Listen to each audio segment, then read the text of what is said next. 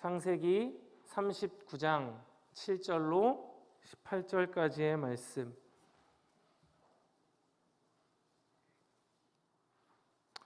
우리 다 찾으셨으면 한 절씩 교독하여 읽도록 하겠습니다. 제가 먼저 읽습니다. 그 후에 그의 주인의 아내가 요셉에게 눈짓하다가 동침하기를 청하니 요셉이 거절하며 자기 주인의 아내에게 이르되 내 주인이 집안의 모든 소유를 간섭하지 아니하고 다 내 손에 위탁하였으니 이 집에는 나보다 큰 이가 없으며 주인이 아무것도 내게 금하지 아니하였어도 금한 것은 당신뿐이니 당신은 그의 아내임이라. 그런즉 내가 어찌 이 큰 악을 행하여 하나님께 죄를 지으리이까. 여인이 날마다 요셉에게 청하였으나 요셉이 듣지 아니하여 동침하지 아니할 뿐더러 함께 있지도 아니하니라. 그러할 때에 요셉이 그의 일을 하러 그 집에 들어갔더니 그 집 사람들은 하나도 거기에 없었더라. 그 여인이 그의 옷을 잡고 이르되 나와 동침하자. 그러나 요셉이 자기의 옷을 그 여인의 손에 버려두고 밖으로 나가매 그 여인이 요셉이 그의 옷을 자기 손에 버려두고 도망하여 나감을 보고 그 여인의 집 사람들을 불러서 그들에게 이르되 보라, 주인이 히브리 사람을 우리에게 데려다가 우리를 희롱하게 하는도다. 그가 나와 동침하고자 내게로 들어오므로 내가 크게 소리 질렀더니 15절은 저의 것입니다. 그가 나의 소리를 질러 부름을 듣고 그의 옷을 내게 버려두고 도망하여 나갔느니라 하고 그의 옷을 곁에 두고 자기 주인이 집으로 돌아오기를 기다려 우리 17절 함께 읽겠습니다. 이 말로 그에게 말하여 이르되 당신이 우리에게 데려온 히브리 종이 나를 희롱하려고 내게로 들어왔으므로. 죄송합니다. 우리 18절까지 함께 읽겠습니다. 시작. 내가 소리질러 불렀더니 그가 그의 옷을 내게 버려두고 밖으로 도망하여 나갔나이다. 아멘. 여러분들 명절 연휴 잘 보내셨습니까? 맛있는 것들 많이 드셨습니까? 얼굴들이 좋아 보이십니다. 우리 옆에 분들과 인사 나누도록 하겠습니다. 은혜 받기 좋은 날입니다. 여러분, 우리가 흔히 살면서 하는 표현 가운데에 어쩔 수 없는 일이다라는 표현을 종종 쓰곤 합니다. 우리가 언제 이러한 표현을 쓰게 될까? 우리에게 불가피한 일이 일어났을 때, 그러니까 한 사람이 처한 처지나 혹은 외부의 불가항력적인 영향에 의해서 벌어진 일들을 표현할 때에 우리가 어쩔 수 없다라고 말을 하기도 하죠. 저는 개인적으로 말 그대로 그 불가피한 일들이 한 인생에게 얼마든지 일어날 수 있다라고 생각합니다. 말을 어렵게 했지만 예를 들어 설명하자면 이런 것들이죠. 제가 살을 빼기 위해서 혹은 건강을 관리하기 위해서 6시 이후로 아무것도 먹지 않겠다라고 다짐을 했습니다. 그런데 교구 사역자이다 보니까 어느 가정에 저녁에 신방을 가게 되었어요. 그런데 그 가정에서 그래도 목사님이 오신다고 좋은 것으로 대접하려고 열심히 준비하셨습니다. 그 집에 가서 예배를 드리고 보니까 무엇인가 하나하나씩 식탁에 차려지기 시작하는데 한눈에 보더라도 맛있어 보이기도 하고 또 준비하느라 열심히 애를 쓴 듯한 모습이 역력합니다. 여러분, 그럴 때 저는 어떻게 해야 합니까? 그것을 먹어야 됩니까? 먹지 말아야 됩니까? 먹어야 돼요. 여러분, 제가 한 15초 전에 건강상의 문제로 다이어트로 6시 이후로 아무것도 먹지 않겠다고 원칙을 세웠잖아요. 그런데 당연히 여러분 먹어야죠. 그런 다이어트 따위 그냥 다른 거 잊어버리고 교구 사역자니까 열심을 다해서 최선을 다해서 그 자리에 충실해야죠. 우리 선배 목사님들께서 예전에 그런 말씀들 많이 하셨습니다. 목사는 먹는 것도 사역이라고. 저는 다른 그 어떤 사역보다 이 사역에 가장 자신이 있는 그런 사람이기 때문에 여러분 먹어야죠. 그런데 여러분, 이 일이 어쩔 수 없는 일인가요? 그렇지는 않은 것 같아요. 만약에 제가 세운 원칙과 제가 가지고 있는 우선순위가 명확하였었더라면 신방을 가기 전에 미리 양해를 구할 수 있잖아요. 집사님, 제가 이러이러한 사정이 있으니까 조금 양해를 해주시고 식사나 다과는 우리 다음에 기회가 될 때 하시고 오늘은 물 한 잔만 부탁드리겠습니다. 얼마든지 이렇게 할 수 있잖아요. 그러니까 이 상황은 상황이나 내가 처한 처지 때문에 생기는 불가피한 상황이 아니라는 말입니다. 물론 한 사람의 인생에 있어서 어쩔 수 없는 일들이라는 것은 얼마든지 펼쳐질 수 있지만 그 사람이 가지고 있는 가치로 인해서 적당히 타협하거나 핑계를 대는 도구로도 얼마든지 사용되어질 수 있다라는 것이죠. 그럼 한번 상황을 바꿔볼까요? 제가 앞서서 말씀드린 저의 그 상황은 어쩔 수 없는 상황이 아니었어요. 그런데 만약에 제가 밤늦게 무엇인가를 먹으면 제 몸에 무엇인가 심각한 부작용이 생겨서 죽을지도 모르는 처지에 놓여져 있다고 생각해 보시죠. 그런데 미처 그 집사님께 말씀을 드리지 못했어요. 그래서 그 집사님이 맛있는 음식들을 차려주셨어요. 집사님, 제가 이거 먹으면 하늘나라 갈지도 몰라요. 그러니까 좀 양해해 주세요. 여러분, 이것은 어쩔 수 없는 상황이 맞습니까? 틀립니까? 맞아요. 누구라도 다 이해할 수 있을 법한 그러한 상황이라는 것이죠. 결국 상황 그 자체의 심각성이 가져다주는 불가피함이 분명히 존재하지만 어디에 더 큰 가치와 우선순위를 두는가 하는 것에 따라 그것이 어쩔 수 없는 상황이 되기도 하고 혹은 적당한 핑계와 후퇴와 타협이 되기도 한다라는 것입니다. 여러분, 사람마다 이렇게 자신이 정해놓은 원칙이 다 달라요. 가지고 있는 생각과 가치가 다 다르기 때문에 그러한 것이죠. 신앙의 모습도 마찬가지이지 않습니까? 어떤 사람이 직장에 취업했는데 어쩔 수 없이 한 달에 한 번은 반드시 주일에 하루 종일 회사에 나와 있어야 된대요. 그런데 이 사람은 도저히 자신의 신앙으로는 그것을 용납할 수 없기에 그 직장을 향한 마음을 저버리고 퇴사하는 사람도 있지요. 그런데 어떤 사람은 내 직장의 문제라는 것은 곧 나의 생계와 직결되기 때문에 한 달에 두 번, 한 번 그 정도는 얼마든지 빠질 수 있다라고, 어쩔 수 없다라고 생각을 하기도 한다라는 것입니다. 각자가 세운 원칙과 가치에 따라서 얼마든지 그 표현이 달라질 수 있다라는 것이죠. 여러분, 오늘 우리가 읽은 본문의 말씀 창세기 39장의 말씀은 요셉이라고 하는 인물이 보디발의 집에서 종살이 할 때의 상황을 보여주고 있습니다. 잘 아시는 것처럼 요셉이 종살이를 하게 된 배경은 형들에 의해서 억울하게 팔려갔기 때문에 그런 것이죠. 꿈 한번 잘못 꿨다가 그 꿈의 내용을 형들에게 잘못 발설했다가 미운 털이 박혀서 팔려가게 되었습니다. 그렇게 팔려간 곳이 애굽의 친위대장이었던 보디발의 집이었고 그곳에서 노예 생활을 시작하게 됩니다. 비록 원치 않는 삶의 결과였고 모습이었으나 요셉은 그 가운데에서도 최선을 다했고 하나님의 형통케 하심과 그의 탁월함과 성실을 바탕으로 주인에게 인정받는 삶을 살게 됩니다. 창세기 39장 6절은 그 요셉의 모습을 이렇게 이야기하죠. 주인이 그의 소유를 다 요셉의 손에 위탁하고 자기가 먹는 음식 외에는 간섭하지 아니하였더라. 요셉은 용모가 빼어나고 아름다웠더라. 보디발이라고 하는 사람은 애굽, 그러니까 당시의 최고의 강대국의 친위 대장이었습니다. 왕의 지근거리에서 왕을 보자 하는 굉장히 고위직에 있었던 사람이지요. 그렇게 높은 지위에 오를 수 있는 사람들, 그 높은 자리에 오르기까지에 반드시 갖춰야 될 덕목이 하나 있는데 그것은 아마 사람 보는 눈일 것입니다. 이 사람이 어떤 능력을 가지고 있는가? 이 사람의 성품은 어떠한가? 이 사람을 어디에 두는 것이 나에게 가장 유익한가? 그 사람 보는 눈이 정확해야 고위직에 오를 수 있을 아주 좋은 덕목을 갖춘 사람이라고 할 수 있는 것이죠. 이것은 동서고금을 막론하고 마찬가지인 것 같아요.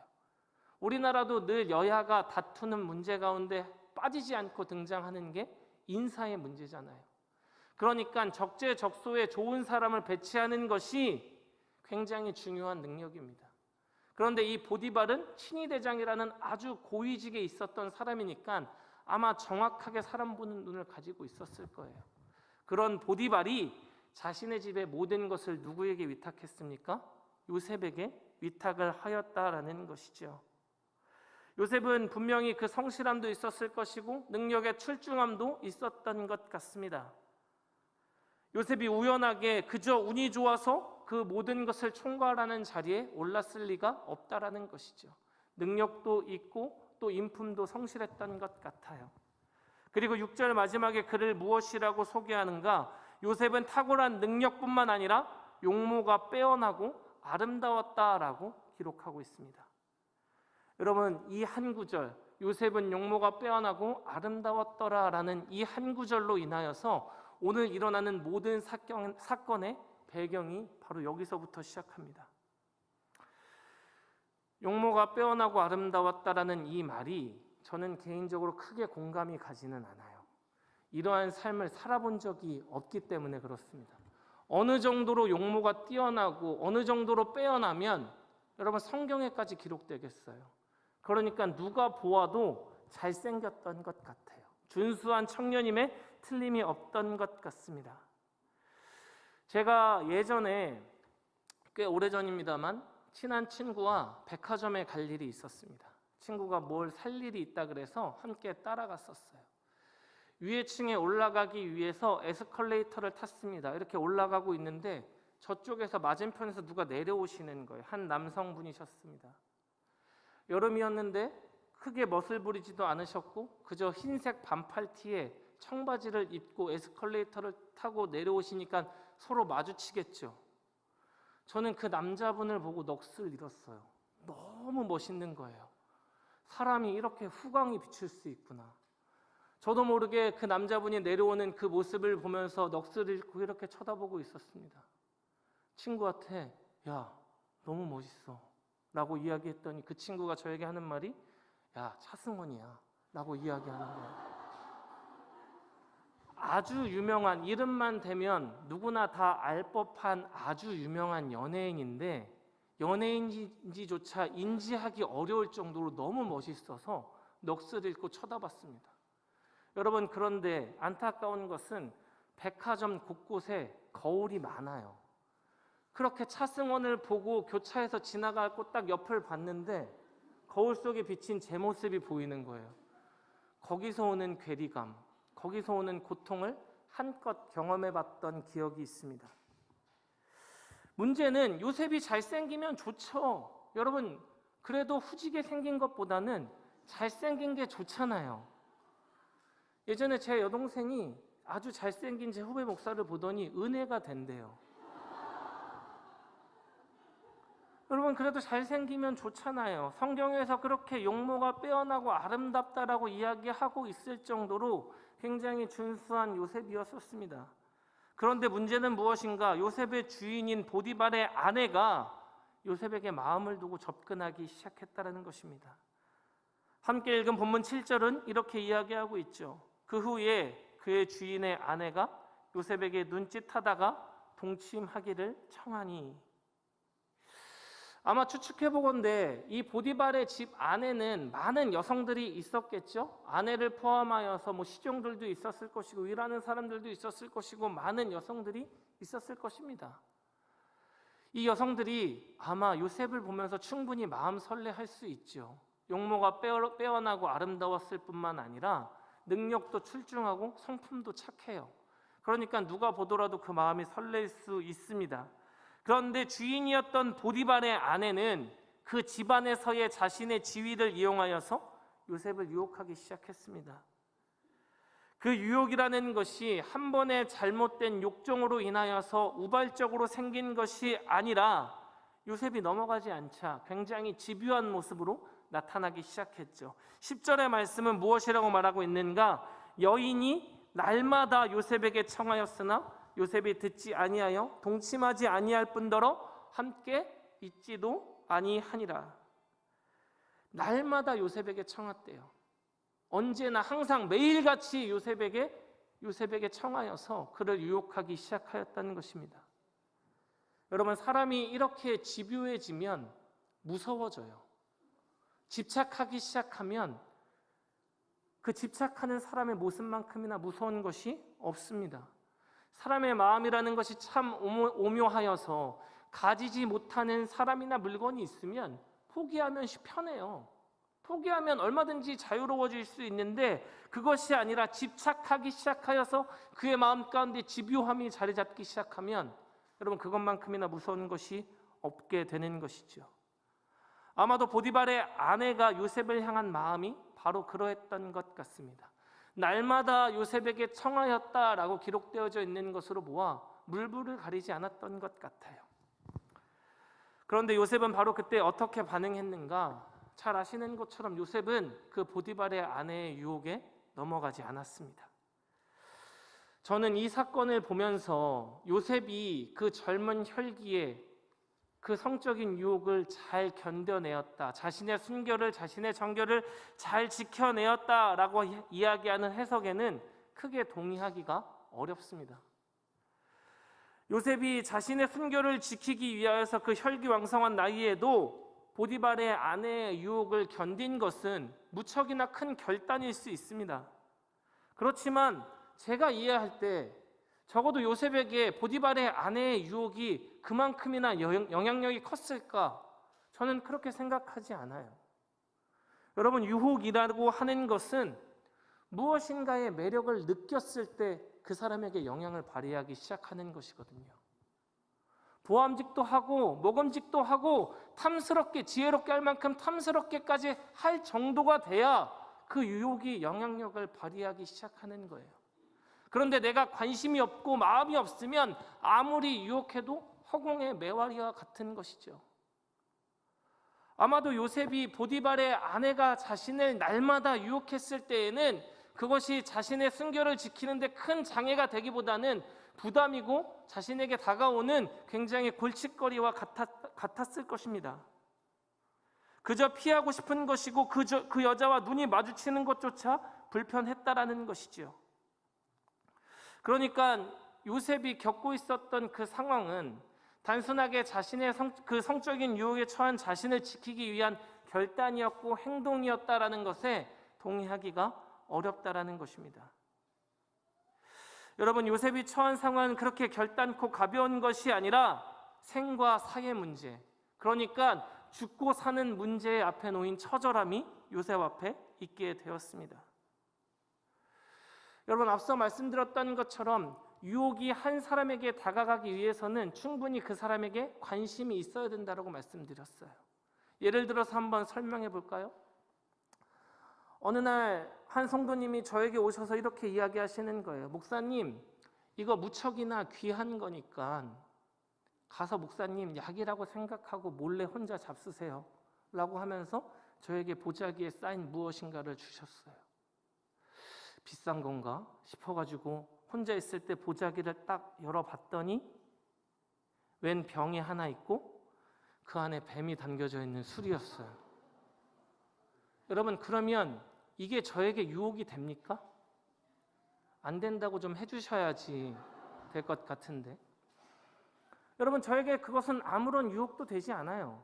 그런데 그런 것에 관심 있는 분들은 어떻게 되겠어요? 귀한 거라고, 비싼 거라고 두 팔 벌려서 환영할 테죠.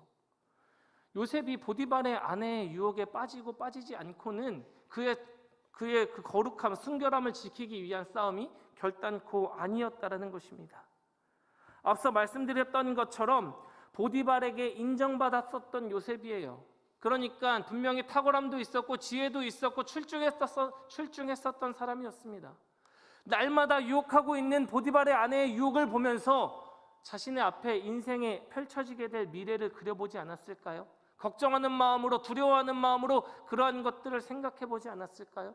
그의 앞에 놓인 것은 단순하게 성적인 유혹을 이겨내느냐 견디어내느냐 이런 문제가 아니라 그의 앞에 놓였던 문제는 생과 사의 문제, 내가 죽느냐 사느냐 하는 문제였던 것입니다. 그 여인의 청을 내가 계속해서 거절하면 어떻게 될까? 혹여라도 우리 주인이 이 사실을 알게 되면 나는 어떻게 되는 것인가 하는 걱정이 그의 마음 가운데 가득했을 것입니다. 만약에 요셉이 현실적인 성공을 목표로 했었다라면 분명히 위험하기는 했겠지만 오히려 보디발의 아내의 유혹을 좋은 기회라고 생각했을 수도 있습니다. 한미천 잡아서 어차피 자신은 노예니까 어떻게 될지 모르는 이 인생 가운데에서 좋은 기회라고 생각할 수도 있죠. 오히려 안전을 보장받을 수도 있을 것입니다. 보디발의 아내는 날마다 그를 유혹했었다라고 이야기하죠. 그러니까 이러한 것들로도 얼마든지 유혹했을 수 있습니다. 반대로 요셉이 그 아내의 청을 거절했을 때를 생각해 보시죠. 매일처럼 그 손길을 거부할수록 하면 할수록 그의 마음 가운데에는 부담이 커져만 갔을 것입니다. 그의 자리는 점점 더 위험해질 것입니다. 계속되는 불안함 속에 살아야 하고 아니면 도리어 미움을 받아서 쫓겨나야 되는 처지에 놓이게 될지도 모르죠. 만약에 요셉이 보디발에게 가서 고발했으면 어떻게 될까요? 당신의 아내가 날마다 나를 유혹합니다. 내가 도저히 견디기가 힘들 정도로 나를 유혹합니다라고 고발한다 할지라도 그의 처지가 변하는 건 없을 거예요. 고대 근동의 사회에서 노예가 그러한 것들을 고발한다 할지라도 아내를 버리는 법은 없기 때문에 그렇습니다. 오히려 자신의 처지만 더욱더 어렵게 만드는 것이죠. 그저 눈 딱 감고 한미천 잡을 수 있는 기회로 삼고 가능한 데까지 주인을 속이며 인생을 즐기든지 아니면 쫓겨나서 처절한 삶 아니면 혹은 죽음이 기다리고 있는 그러한 삶을 살아내야 되는 것이 바로 요셉 앞에 놓였었던 선택지가 되는 것입니다. 말 그대로 생과 사의 문제 가운데 놓여있던 것이죠. 보디발의 아내는 일부러 요셉을 그러한 상황 가운데 몰고 갔던 것 같아요. 말 그대로 불가피한 상황 가운데 그 사람을 몰고 가서 자신이 원하는 선택을 하게끔 만든 것 같습니다. 여러분, 이런 어려운 상황 가운데에서 요셉이 취한 행동은 무엇인가? 우리 다 같이 12절 말씀 한번 읽어보도록 하겠습니다. 본문 12절 말씀입니다. 시작. 그 여인이 그의 옷을 잡고 이르되 나와 동침하자. 그러나 요셉이 자기의 옷을 그 여인의 손에 버려두고 밖으로 나가매. 여러분, 생과 사의 기로에서 말 그대로 말 한마디 잘못하고 작은 행동 하나 잘못하면 당장 내일 뜨는 해를 볼 수 없을지도 모르는 그 노예의 신분 가운데에서 요셉은 그 손을 뿌리치고 밖으로 나가버리는 행동을 취하게 됩니다. 그 손을 뿌리치면 이제 살 길은 없는 것이 뻔히 보이는 그 불가피한 상황 속에서 그는 하나님 앞에 범죄할 수 없기에 자신의 옷조차도 내버려 둔 채 그 자리를 피하게 되는 것이죠. 여러분, 앞선 요셉의 모든 상황들을 생각해 보시죠. 그는 자신이 처한 상황 가운데서 최선을 다해서 살았어요. 노예의 신분 가운데에서도 주인의 집에서 인정받을 정도로 최선을 다해서 살았고 그 가운데에서도 성실함을 나타내며 주인에게 인정받는 삶을 살아왔습니다. 자신에게 죄를 짓자고 유혹하는 손길이 분명히 있었음에도 불구하고 그 유혹을 철저하게 외면했어요. 한 번이 아니라 날마다 유혹하는 그 모든 손길들을 뿌리칠 정도로 최선을 다했습니다. 그런데 이제는 도저히 뿌리칠 수가 없어서 그 옷까지조차 내버려두고 나오게 된 것이죠. 여러분, 사람이 이렇게까지 코너에 몰리기 시작하면 사람의 마음 가운데 어떤 생각이 들까요? 아, 하나님 정말 살아계셔서 역사는 하시는가? 왜 이렇게 나를 외면하시는가? 왜 도대체 나를 이 상황 가운데 내버려 두시는가 하면서 자포자기하고 자신이 살고 싶은 대로 사는 것이 인간의 연약함일지도 모르겠습니다. 충분히 그럴 수 있잖아요. 말 그대로 불가피한 상황, 선택할 수 있는 선택지가 몇 개 되지 않는 상황 속에서 최선을 다해 살았는데 돌아오는 결과라고는 생과 사의 갈림길에 놓이게 되었노라면 얼마든지 내 편한 대로 선택할 수 있잖아요. 그런데 요셉은 그런 선택을 하지 않았습니다.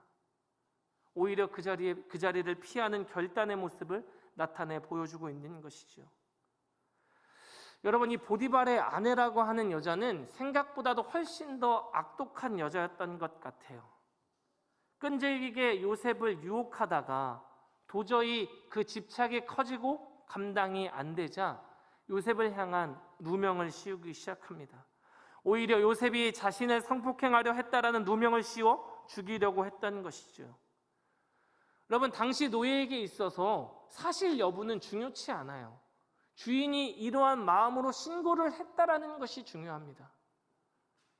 여러분, 이러한 누명을 쓰게 된 요셉은 정말 바보 같은 행동을 한 것이죠.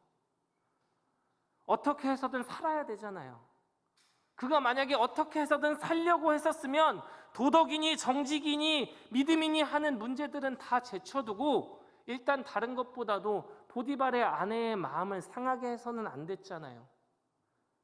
계속해서 그 아내가 유혹해 올 때면 어떻게 해서든지 그 자리를 피하든지 적어도 그 마음은 상하게 하지 않게끔 했어야 되는데 결국 옷가지까지 내버려두고 굴욕감만 남겨둔 채 떠나버렸습니다. 날마다 이어졌던 유혹 속에서 많은 고민과 걱정이 그의 마음 가운데 가득했겠지만 요셉에게는 한 가지 세워둔 분명한 원칙이 있었기 때문에 그렇게 행동할 수 있었습니다. 그 원칙이 무엇이었을까? 오늘 본문 9절의 말씀을 다 같이 한번 읽어보도록 하겠습니다. 본문 9절의 말씀입니다. 시작. 이 집에는 나보다 큰 이가 없으며 주인이 아무것도 내게 금하지 아니하였어도 금한 것은 당신뿐이니 당신은 그의 아내임이라. 그런즉 내가 어찌 이 큰 악을 행하여 하나님께 죄를 지으리이까. 아멘. 여러분, 요셉이 처한 상황은 충분히 누가 보더라도 어쩔 수 없는 불가피한 상황이었습니다. 살려면, 그의 목숨을 부지하려면 택할 수 있는 옵션이 몇 가지가 되지 않았습니다. 그런데 그의 우선순위는 삶에 있었던 것이 아니라 하나님을 향한 믿음에 있었습니다. 그러하기에 요셉이 무엇이라고 고백합니까? 내가 어찌 이 큰 악을 행하여 하나님께 죄를 지으리이까? 주인을 향한 충성의 말을 분명히 내뱉고 나서 결국 나의 삶을 주관하는 이는 하나님 아버지임을 마음을 다하여 고백하고 있는 요셉의 믿음을 보게 되는 것이죠. 그저 이것이 나는 하나님 앞에서 죄를 지을 수 없습니다라는 결단으로 들리기도 하지만 저는 이 요셉의 부르짖음이, 이 요셉의 외침이 이렇게 들립니다. 나는 이 세상을 살아가면서 하나님만 신뢰하며 살아갑니다. 나는 이 세상을 살아가면서 하나님만이 나의 주인인 것을 다하여 고백합니다라고 들리는 것 같습니다. 분명히 누가 보아도 피치 못할 사정이고 오히려 자신의 노예 인생을 조금 더 편안하게 할 수 있는 선택도 있었지만 그러한 세상의 것들을 통하여서 하나님을 잊어버린 채 살아가는 것이 아니라 내가 세운 원칙은 어느 때라도 범죄하지 아니하므로 하나님을 더욱더 신뢰하고 그 은혜를 더욱더 붙들기로 한 것입니다라고 요셉은 고백하고 있는 것이죠. 사랑하는 성도 여러분, 이 고백이 우리의 고백이 되어야 하는 줄로 믿습니다. 여러분 아멘이십니까? 이 세상을 살아가면서 더욱더 하나님을 신뢰하며 살아가기로 다짐하십니까? 여러분 사실 쉽지 않아요. 앞서 말씀드렸잖아요. 얼마든지 불가피한 상황이 사람의 인생에서 일어날 수 있거든요. 부끄럽지만 말씀을 준비하는 저 자신도 이렇게 전적으로 하나님을 신뢰하고 그 은혜에 기대어 살아갈 수 있을까? 평상시엔 얼마든지 그럴 수 있다라고 고백할 수 있을 것 같은데 말 그대로 생과 사의 기로에서 말 한마디 잘못하고 판단 한번 잘못하면 죽음의 나락으로 떨어질지도 모르는 그 급박한 상황 가운데서도 하나님을 신뢰한다고, 하나님을 믿기에 주 앞에서 죄를 지을 수 없다라고 고백할 수 있을까? 정말 쉽지 않은 일이라고 생각하게 되었습니다. 그러나 사랑하는 성도 여러분, 우리는 반드시 그렇게 살아내야만 하는 존재인 줄로 믿습니다.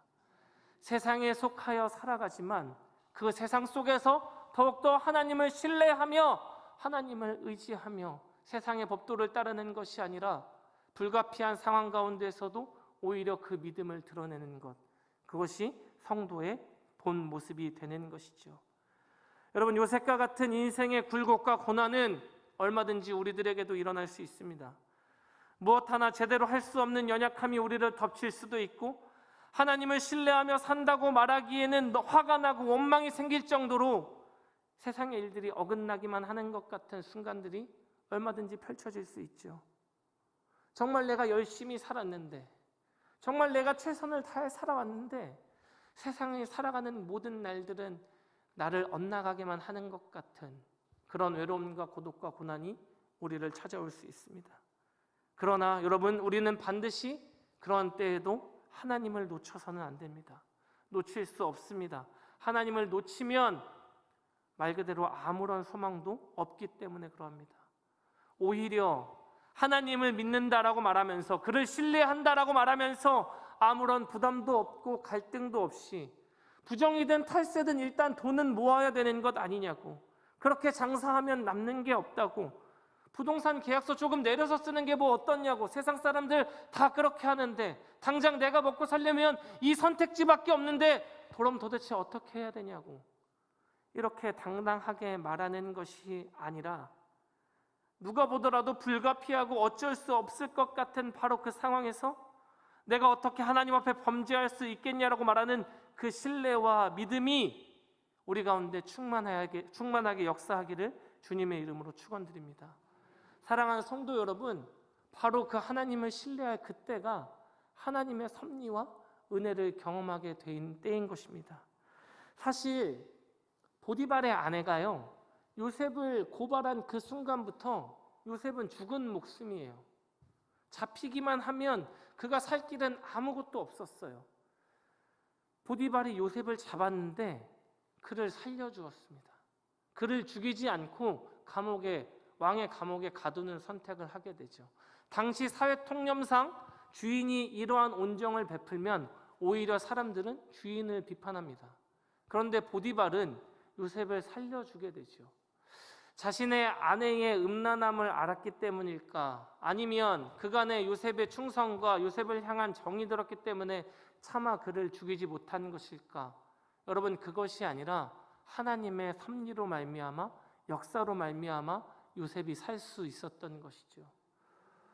아니 목사님, 그렇게 살아서 무엇합니까? 그렇게 목숨 부지해서 무엇합니까? 결국 왕에게 반역한 자들이나 갇히는 그 차디찬 감옥에 갇혀서 종신형에 처하게 되는데, 그럼 그 인생이 실패한 인생 아닙니까? 여러분, 이렇게 반문할 수 있죠.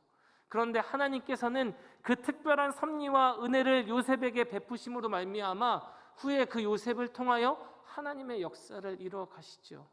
그를 애굽의 총리로 세우시고 이스라엘 백성들을 애굽으로 들어오게 하시며 광야와 가나안 땅의 모든 여정까지, 결국 이 한 사람, 불가피한 상황이라고 말하는 그 모든 조건 속에서도 하나님을 향한 신뢰를 저버리지 않았던 그 요셉 한 사람을 통하여 특별한 섭리와 역사가 이루어지고 있음을 성경은 우리에게 나타내 보여주고 있는 것입니다. 여러분, 그러한 불가피함 속에서도 하나님을 전적으로 신뢰하였던 요셉이었습니다. 사랑하는 성도 여러분, 우리는 유혹이 많은 이 세상을 살면서 불가피해 보이는 여러 상황들을 만나게 됩니다. 세상은 아무런 거리낌도 없이 행하는 제약이나 내 능력 밖의 일들을 마주할 때가 많습니다. 바로 그때가 우리의 의지나 우리의 능력은 믿을 수 없지만 온전히 하나님을 신뢰해야 되는 때인 줄로 믿습니다. 절대 안 될 것 같은 순간에도 우리는 하나님을 신뢰하기로 작정한 사람들이기에, 그 구원의 은혜를 입은 자들이기에 세상의 형편과 처지에 따라 우리의 믿음이 바뀌어지는 것이 아니라 바로 그때에도 여전히 나를 향해 역사하고 계시는 하나님의 은혜와 섭리를 기억하는 은혜가 우리 가운데 충만하기를 소망합니다. 여러분, 오해하시면 안 돼요. 하나님을 신뢰하기로 마음을 정했다라는 말은 단순히 하나님이 다 알아서 하시니까 그럼 나는 그냥 손 놓고 있으면 되겠다라는 의미가 결코 아닙니다. 하나님을 신뢰하기 때문에 내가 넘지 못하는 선이 있다 할지라도 원칙을 세우고 세상의 법과 규칙을 따르기보다 하나님을 신뢰하기에 먼저 나서겠다라는 그 믿음의 고백이 우리의 고백이 되어야 한다라는 것이죠. 그러니까 하나님에 대한 신뢰는 내 인생에 대한 소극적인 후퇴가 되는 것이 아니라 가장 적극적인 믿음의 외침이 되는 것입니다. 정말 그것이 아니면 죽을 것 같고 그 길이 아니면 망할 것 같은 나를 사랑하여 주시고 그 사랑으로 말미암아 나에게 역사하여 주시는 하나님을 신뢰함으로, 아버지 내가 살아보겠습니다. 아버지 내가 견디어 보겠습니다. 아버지 내가 다시 힘을 내보겠습니다 라고 믿음으로 고백할 수 있어야 한다는 것입니다. 요셉이 바로 그러했었고 예수 그리스도가 그러했으며 수많은 신앙의 선배들이 그러한 삶을 살아왔었습니다. 요셉은 그 자리를 피하여서 결국 옥에 갇히기까지 하였고, 예수는 아무런 죄도 없지만 면류관을 쓰고 십자가에 못 박히셨습니다. 이 땅에 복음을 전파하기 위하여서 수많은 선교사님들이 피를 흘리고 목숨을 내어 놓아야 했죠. 아마 주변에 수많은 사람들이 그들에게 이야기했을 거예요. 그만하면 됐다고, 이제 어쩔 수 없지 않냐고. 그런데 바로 그때에 그들은 하나님을 향한 신뢰를 저버리지 않았습니다. 그러한 그들을 향하여서 하나님께서는 특별한 섭리와 은혜를 베풀어 주셨고, 그의 역사를 이뤄나가심을 우리는 믿음의 눈으로 보게 되는 것이죠. 목사님, 요셉이잖아요. 성경에 기록될 정도로 뛰어났던 요셉이잖아요. 그러니까 가능한 것 아니겠습니까? 여러분, 요셉이 믿는 하나님과 다른 하나님을 믿고 계십니까? 요셉에게 역사하셨던 하나님께서는 오늘 우리들에게는 역사하지 않으신다라고 말씀하십니까? 여러분, 그렇지 않죠. 우리가 믿는 하나님은 동일하신 하나님인 줄로 믿습니다.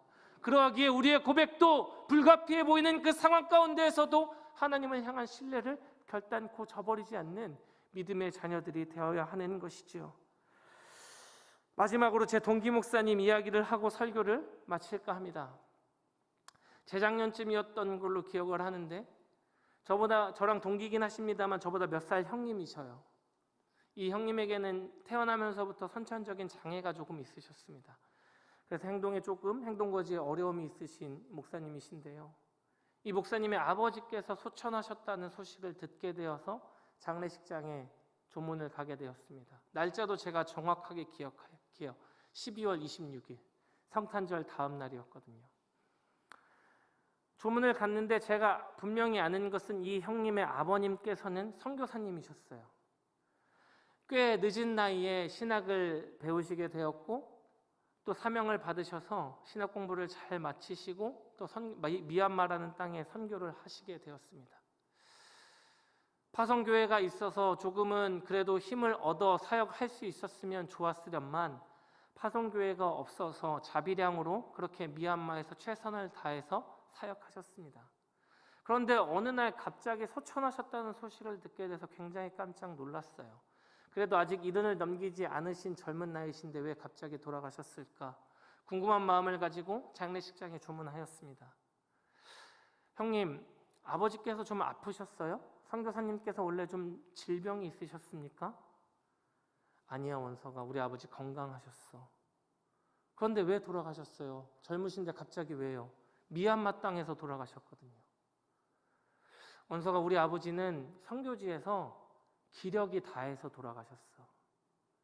말 그대로 온몸에 힘 하나도 남기지 않고 모두 다 쏟아내서 한 줌의 힘도 없이 그렇게 돌아가셨어. 순교하신 거야. 굉장히 깜짝 놀랐습니다. 아, 사람이 그렇게도 갈 수 있구나. 하나님의 일을 감당함에 있어서 정말 다른 것 돌아보지 않고 나의 가진 모든 것들을 다 하여서 힘을 내어서 주의 복음을 전했던 그 선교사님의 사역을 보게 되었습니다. 그런데 제가 놀란 것은 그 죽음에도 굉장히 놀랐지만 이 형님이 하시는 고백이었어요. 앞서 말씀드렸던 것처럼 이 형님에게는 장애가 있었고, 제가 그 장례식장에서 처음 보게 된 이 목사님의 동생, 남동생에게는 조금 더 큰 장애가 있더라고요. 행동에 어려움도 있고 그 정신도 조금은 좀 어려움이 있으신 분 같아 보였습니다. 이 목사님께서 하시는 말씀이, 원서가, 우리 가족 다 미얀마로 갈 거야. 가서 아버지 사역 이어받을 거야 라고 이야기하시는 거예요. 굉장히 놀랐어요. 아니 형님, 어머니도 모셔야 되잖아요. 장남이잖아요. 해야 될 역할들이 있잖아요. 아버지가 그 땅에서 하나님 나라 위해서 정말 최선을 다하다가 그렇게 순교하셨잖아요. 그 정도면 다 한 것 아닙니까? 그 정도면 충분한 것 아닙니까? 형님이 이 땅에 남아서 사역 열심히 하면서 가정을 돌보는 것은 정말 불가피한 상황 아닙니까? 그런데 이 형님은 저에게 이야기하시기를, 우리 가족 다 미얀마로 가서 아버지가 복음 전했던 그 일 우리도 할 거야 라고 말씀하시는 거예요. 제가 조문을 마치고 주차장에 딱 앉아서 차에 시동을 켜고 핸들을 잡았는데 운전을 못 하겠더라고요. 한 20분 정도 그 자리에 가만히 앉아 있었던 것 같아요. 아버지, 도대체 이게 뭡니까? 아버지, 당신의 나라가 도대체 무엇이기에 그렇게 선교사님 열심을 내어서 사역하셔서 그 땅에 예수님을 닮아서 자신의 목숨의 씨앗을 뿌렸는데 어떻게 그 아들까지도 이렇게 하나님 나라를 위하여서 열심을 내게 만드십니까? 이 땅 가운데 호의호식하기를 바라는 것도 아니고 그저 자신의 역할을 감당만 해도 충분한 것 아닙니까? 여러분, 그런데 그 형님의 고백이 오늘 요셉의 고백같이 들려요. 내 상황과 처지 가운데에서도 나는 하나님을 신뢰합니다. 나는 하나님 때문에 일어설 수 있습니다. 나는 하나님 때문에 그 땅으로 나아갈 수 있습니다. 여러분, 그러한 고백처럼 저에게 들려왔습니다. 여러분, 그러한 삶을 살아내는 우리들 되었으면 좋겠습니다. 세상을 살아가는 것이 점점 힘들어져 가는 상황 가운데에서도 여러분, 그렇게 살아낼 수 있었으면 좋겠어요. 상황 때문에 어쩔 수 없다, 불가피하다, 이것이 나의 최선이다. 여러분, 요셉은 그렇게 살지 않았고 그리스도는 그렇게 살지 않았고 우리 신앙의 선배들은 그렇게 후퇴와 타협하지 않았습니다. 오히려 그 상황 가운데에서도 믿음을 바라며 하나님 앞에 나아갔던 그 귀한 믿음의 모습들을 바라보게 됩니다. 여러분, 저는 우리 교회가 그러한 교회 되었으면 좋겠습니다. 교회가 교회다운 사역을 하기가 참 어려운 시대 가운데 살아가고 있습니다. 그러나 바로 그때에도 우리가 하나님을 믿기에 인내할 수 있고 하나님을 믿기에 일어설 수 있고 하나님을 믿기에 더욱더 주님께로 나아갈 수 있는 우리 귀한 열방교회 모든 성도님들 되어주시기를 주님의 이름으로 축원드립니다.